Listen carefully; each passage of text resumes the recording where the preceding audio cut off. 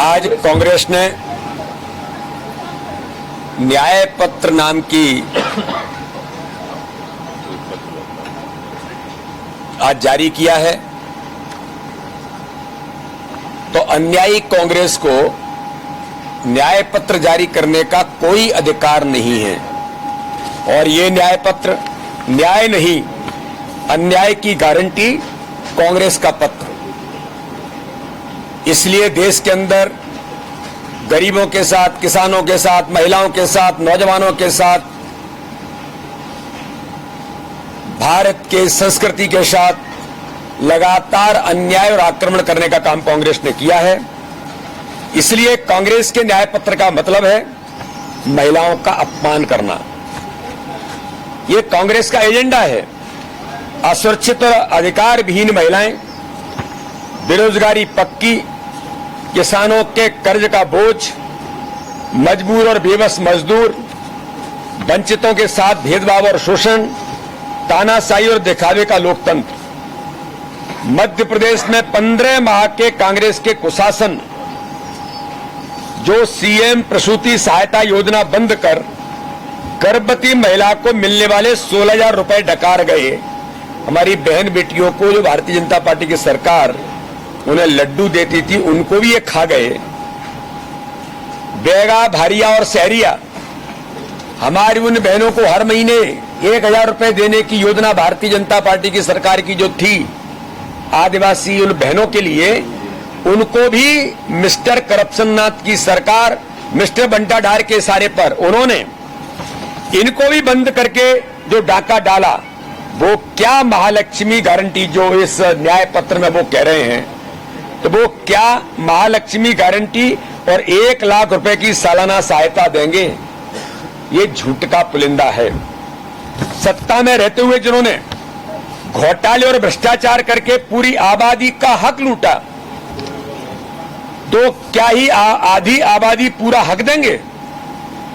राजीव गांधी ने स्वयं स्वीकारा था कि कांग्रेस सरकार में 1 रुपये भेजते हैं तो 85 पैसे भ्रष्टाचार में चला जाता है, गरीब के खाते में केवल 15 पैसे पहुंचता है।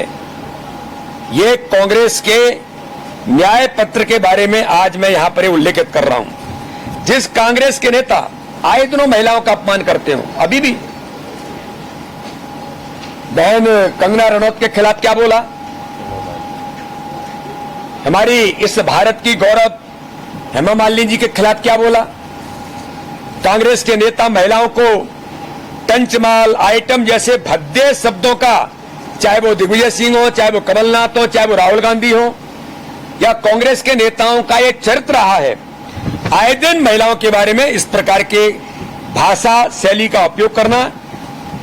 ऐसे भद्दे विचारों से नारी शक्ति का अपमान करते हो तो क्या ही शक्ति का सम्मान करेंगे? जो कांग्रेस के नेता महिलाओं को सजावट का सामान कहते हो।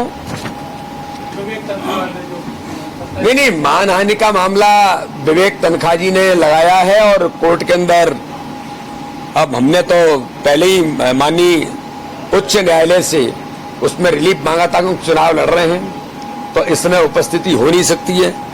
लेकिन फिर उसके बाद माननीय न्यायालय ने कुछ कहा, भाई न्यायालय तो न्यायालय के आदेश का सम्मान है, लेकिन फिर उस पर माननीय उच्च न्यायालय ने स्थगन किया है और जब समय आएगा तब उसके बाद हम उपस्थित होंगे। महिला नेत्रियों को अपमानित करते हो, वो क्या ही अधिकार मैत्री के तहत महिलाओं को उनको हक के लिए जागरूक करेंगे?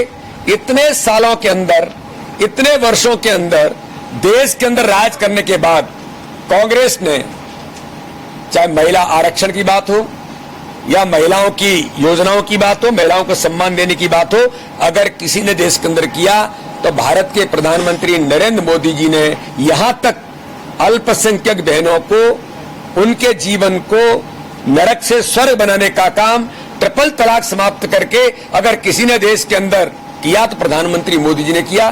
तो ये कांग्रेस का न्याय पत्र, ये झूठ का पुलिंदा और अन्याय का पत्र है। इसलिए देश इस बात को समझता है।